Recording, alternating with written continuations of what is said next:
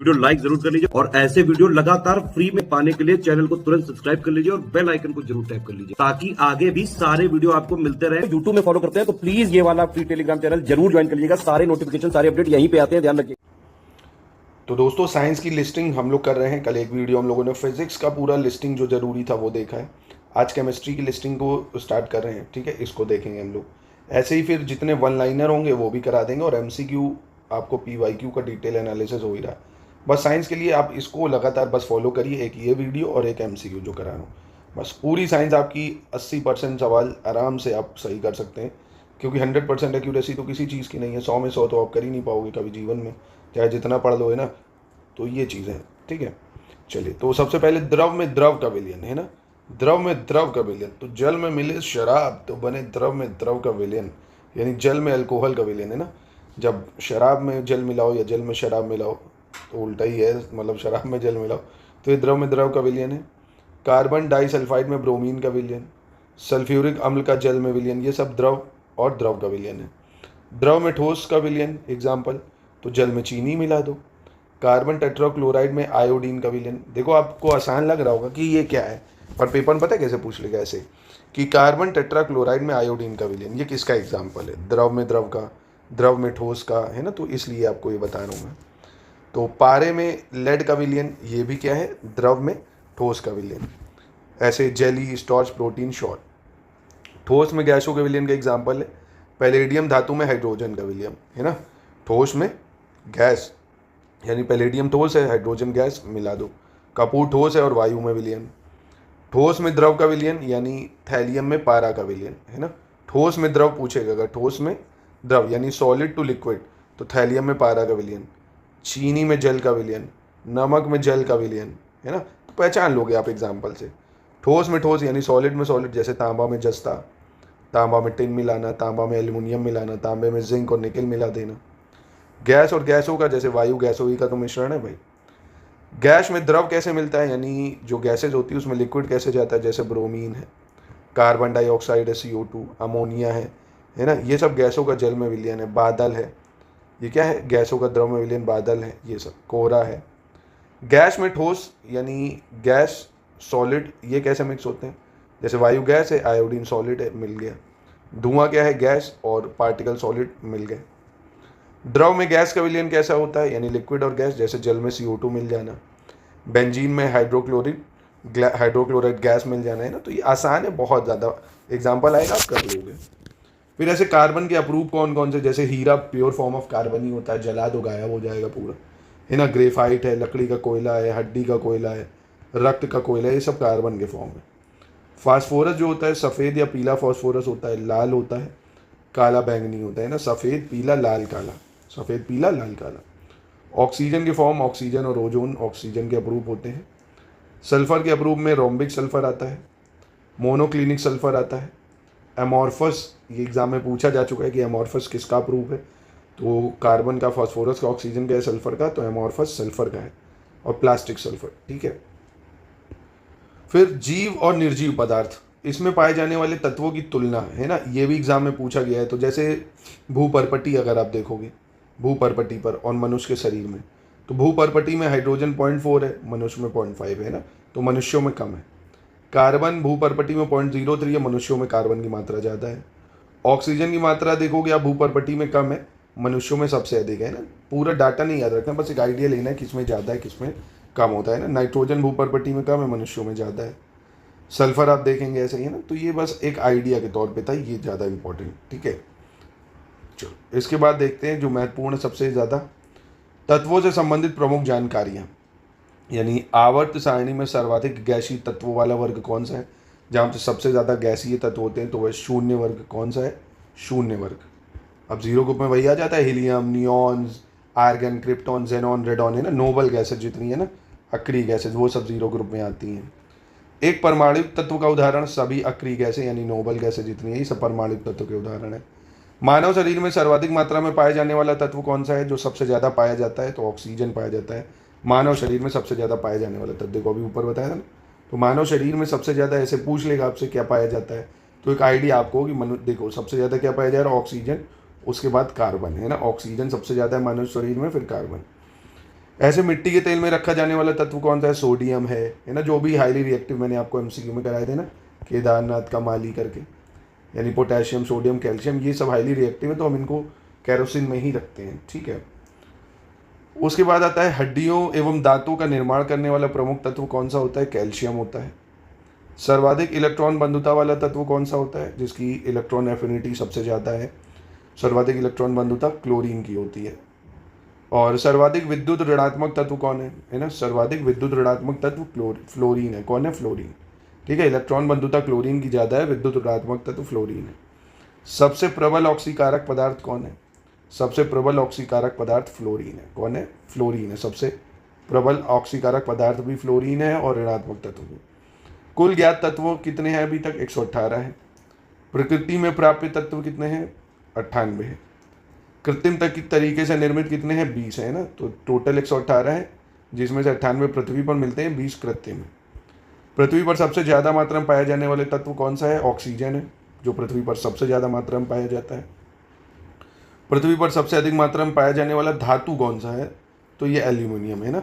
पृथ्वी पर सबसे अधिक मात्रा में पाया जाने वाला धातु तत्व एल्यूमिनियम होगा, और पृथ्वी पर सबसे अधिक मात्रा में पाया जाने वाला तत्व ऑक्सीजन। तो ये चाहे तो आप देख सकते हो, ये देखो मैंने बताया ना, पृथ्वी पर ऑक्सीजन सबसे ज़्यादा है 46.6%। उसके बाद आप देखेंगे सिलिकॉन है ना, उसके बाद सिलिकॉन है। तो ये पूछता है एग्जाम में, तो प्लीज़ इस टेबल को जरूर एक बार देख ले, वो वीडियो पॉज करके अच्छे से। चलो, इसके बाद ये लिस्टिंग वो भी बहुत ज़रूरी है। सबसे हल्का तत्व कौन सा है? तो हाइड्रोजन सबसे हल्का तत्व है। सबसे भारी ऑस्मियम है ना। हाइड्रोजन सबसे हल्का तत्व हो गया, ऑस्मियम सबसे भारी हो गया। सबसे हल्का धातु तत्व कौन सा है? मेटल की बात कर रहे हैं तो लिथियम हो जाएगा, ठीक है। सबसे हल्का तत्व हाइड्रोजन, धातु में पूछे तो लिथियम। द्रव धातु तत्व कौन है? पारा जो है ये द्रव धातु है ना, यानी लिक्विड है, बट ये मेटल के फॉर्म में, मतलब मेटल है जो लिक्विड फॉर्म में है, वो है मरकरी या पारा। द्रव अधातु तत्व कौन सा है ना, कि यानी ऐसा कौन सा नॉन मेटल है जो लिक्विड फॉर्म में है? तो वो ब्रोमीन है। द्रव अधातु तत्व ब्रोमीन है। विद्युत का सबसे अच्छा सुचालक चांदी है। विद्युत का सबसे अच्छा सुचालक, विद्युत का सुचालक अधातु है ना। विद्युत का सुचालक नॉन मेटल कौन है ऐसा जो इलेक्ट्रिसिटी का कंडक्टर है, बहुत अच्छा सुचालक है, वो है ग्रेफाइट। कौन है? ग्रेफाइट। सबसे अगर अधिक आघात वर्धनीय तत्व, तो चाहे जितना मारो ये मोस्ट मेलिएबल होता है, वो इतना पतला होता चला जाएगा, पतला, तो सोना होता है आघात वर्धनीय। सबसे अधिक क्रियाशील अधातु, यानी नॉन मेटल की बात कर रहा है, तो फ्लोरीन होती है। सबसे अधिक क्रियाशील अधातु तत्व, सबसे अधिक क्रियाशील अधातु फ्लोरीन। सबसे अधिक क्रियाशील कौन होगी? तो सीजियम सबसे अधिक क्रियाशील है, ठीक है। सीजियम धातु, यानी मेटल में सबसे क्रियाशील पूछे तो सीजियम, नॉन मेटल में सबसे क्रियाशील पूछे तो फ्लोरीन हो जाएगा। आयनन विभव वाला तत्व कौन सा है? हीलियम है। आयनन विभव सबसे ज़्यादा होता है, हीलियम का आयनन विभव सबसे ज़्यादा होगा, और सबसे कम आयनन विभव सीजियम का ही होगा, ठीक है। तो ये दो चीज़ें याद रखना, आयनन विभव सबसे कम सीजियम का ही होता है, और सबसे अधिक क्रियाशील धातु भी सीजियम ही होती है, ठीक है। और अधातु में सबसे क्रियाशील फ्लोरीन होती है। अब और देखते हैं, यानी कुछ धातु खनिज और अयस्क है ना, यानी उसकी ओर, जैसे सोडियम की कौन कौन और होती है? जैसे रॉक सॉल्ट है, ट्रोना है, चिली सॉल्ट पीटर है, बोरेक्स है ना। रॉक सॉल्ट, ट्रोना, चिली सोरा, बोरेक्स और ग्लैबराइट, क्रायोलाइट, ठीक है। क्या क्या हो गया भैया? सोडियम का अयस्क क्या क्या होता है? रॉक सॉल्ट, ट्रोना, चिली सोरा, बोरेक्स, ग्लोबराइट, क्रायोलाइट, ठीक है। फिर पोटेशियम की बात करें अगर, पोटेशियम की, तो सिल्वाइन, कार्नेलाइट, सोनाइट है ना। कार्नेलाइट बहुत मतलब इम्पॉर्टेंट है। कार्नेलाइट ये पोटेशियम की ओर होती है, ठीक है, और सिल्वाइन और सोनाइट। मैग्नीशियम की बात करें, मैग्नीशियम की ओर में आप देखेंगे, ये तो नाम से पता चल जाएगा, मैग्नेसाइट। ऐसे मैग्नीशियम की ओर डोलोमाइट भी होती है, कार्नेलाइट मैग्नीशियम की भी होती है, ठीक है। तो यहाँ पे कंफ्यूज नहीं होना, क्योंकि कार्नेलाइट जो है वो मैग्नीशियम भी कंटेन करती है और पोटेशियम भी है ना, तो दोनों ही अगर ऑप्शन में हो तो आप टिक कर सकते हो, एक हो तो एक को करना है ना। कार्नेलाइट जो है वो पोटेशियम की भी है, मैग्नीशियम की भी है। डोलोमाइट मैग्नीशियम की है ना। एप्सम सॉल्ट और कीसेराइट है, ठीक है। तो ये सबसे ज़्यादा इंपॉर्टेंट है कार्नेलाइट इनमें, और इधर क्रायोलाइट, ठीक है। चलो अगला देखते हैं। कैल्शियम, कैल्शियम की जो अयस्क है लाइमस्टोन है, कैल्साइट है, जिप्सम है, और आपका फ्लोरस्पर है, ठीक है। Limestone, calcite, gypsum, fluorspar. और एल्युमिनियम की तो बॉक्साइट आपने सुनी हुई होगी, बहुत इंपॉर्टेंट, बॉक्साइट हो गई। क्रायोलाइट है, कोरंडम है, और डायोस्पर है, ठीक है। बॉक्साइट सबसे इंपॉर्टेंट हो जाएगी एल्युमिनियम की ओर, क्रायोलाइट, कोरंडम, डायोस्पर। इसके बाद टिन की बात करें, एसएन को टिन बोला जाता है। इसकी जो धातु है मतलब खनिज है वो है कैसीटेराइट। कौन है? कैसीटेराइट, ठीक है, टिन की कैसीटेराइट। मरकरी की बहुत इंपॉर्टेंट है, सीनेबार कई बार पूछी गई, मरकरी की सीनेबार, मरकरी की सीनेबार। इसको फिर मैंगनीज कर लो, मैंगनीज की पायरलोसाइट होती है, मैंगनीज की और क्या होती है? पायरलोसाइट। और मैंगनीज की मैग्नेटाइट है ना, तो ये तो नाम से पता चल जाएगी, मैग्नाइट मतलब मैंगनीज हो गया, पायरलोसाइट मतलब मैंगनीज हो गया, है ना, Mn। और ऐसे सिल्वर की और क्या हो गई? सिल्वर की अर्जेंटाइन, बहुत इंपॉर्टेंट है अर्जेंटाइन, और याद रखना सिल्वर की अर्जेंटाइन है, नेटिव सिल्वर है ना, और केराजीराइट है। तो ये दो ज़्यादा महत्वपूर्ण है, अर्जेंटाइन और नेटिव सिल्वर, ठीक है। आयरन की तो मैग्नेटाइट हो जाती है, देखो कंफ्यूज ना होना, ये मैग्नाइट है और ये मैग्नेटाइट है ना। तो आयरन की मैग्नेटाइट है, मैग्नीज की मैग्नाइट है। मैग्नेटाइट, हेमेटाइट, लाइमोनाइट है ना, ये सब आयरन की होती है, मैग्नेटाइट, हेमेटाइट और लिमोनाइट। जिंक की जिंक ब्लेंड हो गया, और फ्रैंकलिनाइट हो गया। जिंक की क्या हो जाती है? जिंक ब्लेंड है, फ्रैंकलिनाइट है, कैलामीन है और जिंकाइट है, ठीक है, जिंक ब्लेंड, फ्रैंकलाइन और कैलामीन। तो ये और से आपको एक सवाल मिल सकता है मिलान करने को, तो 2 मिनट लगेगा, प्लीज़ इसको याद ज़रूर करना। अब एल्युमिनियम की मिश्र धातुओं की बात करें अगर, तो जो ब्रॉन्ज होता है, एल्युमिनियम ब्रॉन्ज, ब्रॉन्ज किससे बनता है? कॉपर और एल्युमिनियम से, ठीक है, एल्युमिनियम ब्रॉन्ज कॉपर और एल्युमिनियम से। मैग्नीशियम की बात करें अगर, मैग्नीशियम की बात करें तो मैग्नीशियम एल्युमिनियम होता है, ठीक है, मैग्नीशियम एल्युमिनियम ये सबसे ज़्यादा होता है, थोड़ी मात्रा में कॉपर और आयरन भी होता है। वायुयान निर्माण में इसका काम होता है मैग्नीशियम में, तो मैग्नीशियम एल्युमिनियम कॉपर आयरन, ठीक है। परसेंटेज नहीं याद रखो, बस ये याद रखो क्या पड़ता है। एल्युमिनियम ब्रॉन्ज में तो कॉपर एल्युमिनियम, मैग्नीशियम की बात करें मैग्नीशियम एल्युमिनियम, नाम से पता चल रहा है, थोड़ा सा कॉपर आयरन। निकलॉय की बात करें तो निकिल एल्युमिनियम और कॉपर हो गया है ना, निकिल एल्युमिनियम कॉपर। ड्यूरालुमिन, ये बहुत इंपॉर्टेंट है, बहुत एग्जाम में पूछा जाता है, प्रेशर कुकर और वायुयान में ये भी यूज़ होता है। Duralumin copper, manganese, magnesium, aluminium. क्या यूज़ होता है ड्यूरालुमिन में? Copper, manganese, magnesium, aluminium, copper, manganese, magnesium, aluminium, duralumin. तो इसका भी as it is copy paste सवाल छपने के बहुत ज़्यादा चांसेस है। अब अगली लिस्टिंग बहुत ज़्यादा इंपॉर्टेंट है, ये सब जो मोस्ट इंपॉर्टेंट है वही मैं करा रहा हूँ आपको। ये शानदार लिस्टिंग का आप मज़ा भी ले सकते हैं, नंबरों पर कॉन्टैक्ट करके हिस्ट्री, ज्योग्राफी, पॉलिटी, साइंस सब की लिस्टिंग आपको मिल जाएगी।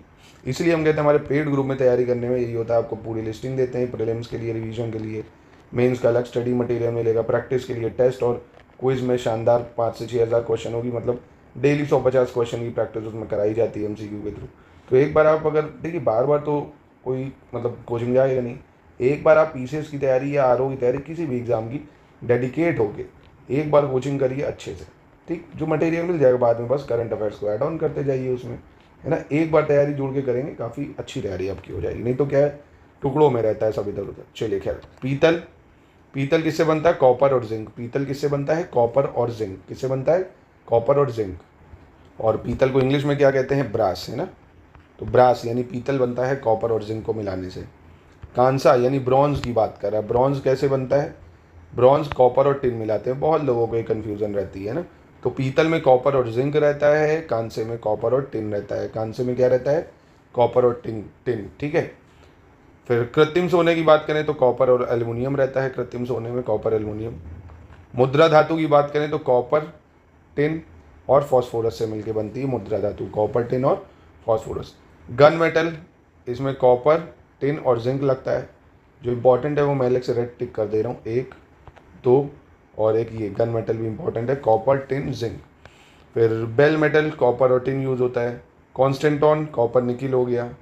मुंज मेटल में कॉपर जिंक यूज़ होता है, मुंज मेटल में कॉपर और निकिल यूज़ होता है सिक्के बनाने में, क्योंकि ये यूज़ होता है।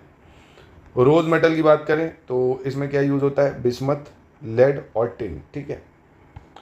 तो रोज मेटल में बिस्मथ, लेड और टिन यूज़ होता है। टाइप मेटल में लेड यूज़ हो जाएगा और आपका एंटीमनी यूज़ हो जाएगा और टिन यूज़ हो जाएगा, ठीक है। देखो जो नाम नहीं सुने उनका नाम नोट कर लो, जैसे SB एंटीमनी है ना। ऐसे वुड मेटल में लेड यूज़ होता है, बिस्मथ है, टिन है और कैडमियम यूज़ हो जाता है। ये बहुत बहुत बहुत इंपॉर्टेंट है, जर्मन सिल्वर, है ना। तो इनमें से जो मैंने अभी बताया आपको, अगर मैं और ज़्यादा फिल्टर आपको कर दूं तो एक ये मत भूलना कभी जीवन में, एक ये मत भूलना, एक गन मेटल मत भूलना, और एक ये जर्मन सिल्वर, इसको मत भूलना। जर्मन सिल्वर नाम है सिल्वर, पर इसमें सिल्वर कहीं यूज़ नहीं होती। कॉपर यूज़ होता है, जिंक यूज़ होता है और निकिल यूज़ होता है ना। कॉपर, जिंक, निकिल क्या यूज़ होता है? जर्मन सिल्वर में कॉपर जिंक निकल क्या यूज़ होता है, कॉपर जिंक निकल, ठीक है। और अगर कॉपर और जिंक सिर्फ यूज़ हो रहा है तो वो क्या है, पीतल हो जाएगा। कॉपर और टिन यूज़ हो रहा है तो वो कांसा हो जाएगा। डच मेटल भी वही है, कॉपर और जिंक जिसमें यूज़ हो रहा है यानी पीतल, ठीक है। मैग्नीशियम नाम से पता चल रहा है मैग्नीशियम एल्युमिनियम यूज़ हो रहा है। ड्यूरालुमिन ये मैं बता चुका हूँ, मैग्नीशियम एल्युमिनियम और कॉपर यूज़ होता है ड्यूरालुमिन में।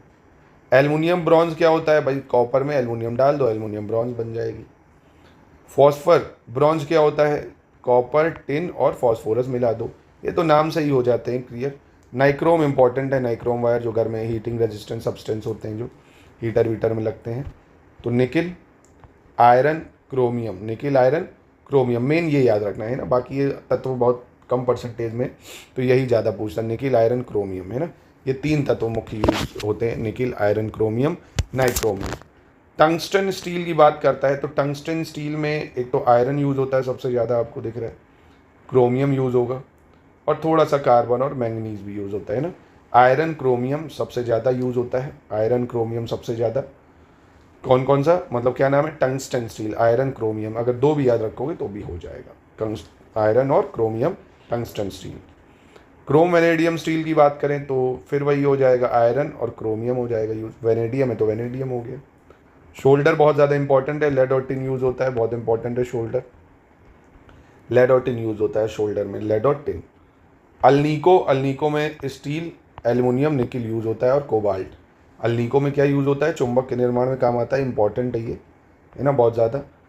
स्टील एल्युमिनियम निकिल कोबाल्ट, ठीक है, steel aluminium nickel cobalt. Stainless steel की बात करें, ये भी बहुत इंपॉर्टेंट है स्टेनलेस स्टील, तो आयरन क्रोमियम निकिल कार्बन, ठीक है, आयरन यूज़ हो गया, क्रोमियम डाला, निकिल डाला, कार्बन डाला, बन गया स्टेनलेस स्टील, ठीक है। और मैंगनीज स्टील, बस मैंगनीज डाल दो आयरन में, क्रोमियम स्टील क्रोमियम डाल दो आयरन में, निकिल स्टील निकिल डाल दो आयरन में। मोनल मेटल की बात करें तो मोनल मेटल में कॉपर आयरन निकिल होता है, कॉपर आयरन निकिल होता है मोनल मेटल में। डेल्टा मेटल में क्या होता है, कॉपर जिंक आयरन हो जाता है, डेल्टा मेटल में कॉपर जिंक आयरन हो जाता है, ठीक है। तो delta metal copper zinc iron, monel metal copper iron nickel. Nickel steel नाम से पता चला, निकिल आयरन डाल दो, क्रोमियम क्रोमियम आयरन डाल दो, मैग्नीज स्टील मैग्नीज आयरन डाल दो, स्टेनलेस स्टील आयरन में क्रोमियम निकिल डाल दो, स्टेनलेस में आयरन में क्रोमियम निकिल डाल दो। अल्नीको है तो स्टील में अल्मुनियम निकिल कोबाल्ट डाल दो। शोल्डर लेड और टिन से मिलके बनता है, शोल्डर लेड और टिन से। नाइक्रोम, नाइक्रोम यानी निकिल क्रोमियम आयरन, ठीक। तो सब बताया मैंने, बहुत ही ज़्यादा महत्वपूर्ण चीज़ें, इंपॉर्टेंट बेहद इंपॉर्टेंट। चलो कुछ प्राकृतिक अम्ल यानी नेचुरल एसिड की बात कर रहे हैं। तो नेचुरल एसिड होते हैं एक, जैसे प्राकृतिक अम्ल कौन कौन से, जैसे सिरका में एसिटिक अम्ल होता है, संतरा खट्टा होता है, इसमें क्या होता है, सिट्रिक अम्ल होता है, इमली में टार्ट्रिक एसिड होता है, टार्ट्रिक अम्ल। टमाटर में ऑक्जेलिक अम्ल होता है, मौलिक अम्ल होता है और सिट्रिक भी होता है ना। दूध जो होता है खट्टा दही यानी खट्टे दूध में लैक्टिक एसिड होता है, नींबू में सिट्रिक होता है। चींटी जो डंक मारती है उसमें कौन सा एसिड होता है, मेथेनोइक एसिड होता है, मेथेनोइक एसिड। अब कई ज्ञानी कमेंट कर दो, और मेथेनोइक नहीं फॉर्मिक एसिड होता है, भाई उसका भी यही नाम है ना, फॉर्मिक एसिड कहो या मेथेनोइक एसिड कहो एक ही बात है। बिच्छू के डंक में भी वही होता है ना, तो बिच्छू और चींटी के डंक में मेथेनोइक एसिड या फॉर्मिक एसिड होता है, ठीक है। और बाकी 3 मिनरल एसिड आपको पता ही है, H2SO4 HCl HNO3 है ना, जो प्राकृतिक रूप से नहीं पाए जाएंगे, मतलब प्राकृतिक अम्ल नहीं होते, ये कर्सिव नेचर, बहुत खतरनाक होते हैं ये। तो ये हो गया आपका, ठीक है। चलो लास्ट टॉपिक देखते हैं, इसका फुल फॉर्म जरूर याद रखना है और सिंबल भी, जैसे कैल्शियम हाइपोक्लोराइट, इसको ब्लीचिंग पाउडर बोलते हैं। फॉर्मूला CaOCl2 याद रख लो, CaOCl2 बोल दो, है ना, ये ज़्यादा आसान लगेगा। तो ब्लीचिंग पाउडर को कैल्शियम हाइपोक्लोराइट और CaOCl2 बोलते हैं। अब ब्लीचिंग पाउडर जो होता है इसका यूज़ कहाँ करते हैं, स्विमिंग पूल जो है उसको साफ़ करने में, उसको स्वच्छ करने में। जो पीने वाले जल है उसको कीटाणु शोधन में भी ब्लीचिंग पाउडर का यूज़ करते हैं, और कागज़ ब्लीचिंग एजेंट के रूप में भी करते हैं। और कार्बनिक पदार्थों एवं धातुओं से दूर ठंडे एवं शुष्क स्थानों पर भी रखा जाता है इसका, है ना, उपयोग याद रख लो थोड़ा।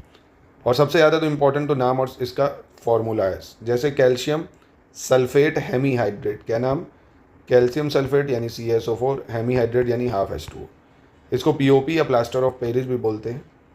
तो ये जिप्सम को 100 डिग्री सेल्सियस पर गर्म करने पर प्राप्त होता है ना, तो ये तो नहीं याद रखोगे तो भी कोई दिक्कत नहीं। ये याद रख लो। अब जिप्सम का यूज़ कहाँ करते हैं हम लोग, एक सेकंड, टूटी हुई हड्डियाँ जो प्लास्टर वगैरह चढ़ाते हो, प्लास्टर चढ़ाने में जिप्सम का ही इस्तेमाल करा जाता है। चौक है, खिलौने हैं, अग्निरोधक पदार्थ जो होते हैं उन सब में यही यूज़ होता है। चलो आगे, पोटेशियम नाइट्रेट यानी KNO3, पोटेशियम नाइट्रेट यानी KNO3 तो उर्वरक यानी फर्टिलाइज़र है, कांच है, गन पाउडर जो होता है, औषधि निर्माण इन और संवेदनशील दांतों के लिए दंत मंजन, ये सब बनाया जाता है पोटेशियम नाइट्रेट से। टूथपेस्ट वगैरह बनाते हैं। रॉकेट ईंधन में ऑक्सीकारक के रूप में काम करता है। तो पूछ सकता है रॉकेट ईंधन में ऑक्सीकारक के रूप में पोटेशियम नाइट्रेट काम करता है। कांच है, उर्वरक यानी फर्टिलाइज़र्स हैं, टूथपेस्ट है, ये सब बनाने में काम आता है। साधारण नमक जिसको सोडियम क्लोराइड बोलते हैं तो सभी को पता है क्या होता है।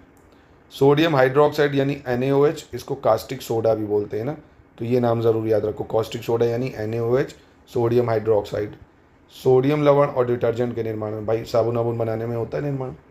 कागज़ के निर्माण के लिए, लकड़ी की लुगदी बनाने में, कागज़ बनाना है तो लकड़ी जो नहीं काटी जाती उसको डंठल जो बनाते हैं, लुगदी बनाते हैं। और बस ये याद रख लो। सोडियम कार्बोनेट यानी धावन सोडा इसको बोलते हैं, Na2CO3 इसका फॉर्मूला होता है सोडियम कार्बोनेट का, है ना। और इसका निर्माण भी कांच, कागज, साबुन, बोरक्स निर्माण में, ईंट निर्माण उद्योग में यूज़ करेंगे। जल की कठोरता को ख़त्म करने में, टूथपेस्ट में, है ना, झाग वगैरह बनाना होता है अगर, तो सोडियम कार्बोनेट का इस्तेमाल करेंगे, Na2CO3। अंतिम सोडियम बाइकार्बोनेट जिसको बेकिंग सोडा बोलते हैं, तो सोडियम बाइकार्बोनेट बेकिंग सोडा हो गया, है ना। तो केक बनाने में नहीं इसका यूज़ करा जाता, केक है इन सब में। और अग्निशामक में जो यूज़ होता है नहीं, आग बुझाने में जो फायर एक्सटिंग्विशर वगैरह में यूज़ होता है, तो सोडियम बाइकार्बोनेट या बेकिंग सोडा ही यूज़ करा जाता है। बस इतना आपको याद करना था। तो आज के लेक्चर को यहीं पे कर रहे हैं समाप्त। आई होप आपको मज़ा आया होगा दोस्तों। अगर बताइए मज़ा आया, इस लेक्चर को भी कंटिन्यू तो कराऊंगा ही, बहुत कम बचा हुआ है, फिर बायो भी करेंगे हम लोग, और हिस्ट्री ज्योग्राफी की भी। ज्योग्राफी की तो लिस्टिंग ज़रूरत देते हैं, वर्ल्ड ज्योग्राफी की लिस्टिंग करा दूंगा। इंडियन ज्योग्राफी तो मैं पूरी ख़त्म ही करा चुका हूँ, हिस्ट्री की भी लिस्टिंग करा देंगे। बहुत सारी चीज़ें हैं, क्या क्या कराया जाए। चलिए खैर, आप लगातार पढ़ते रहिए।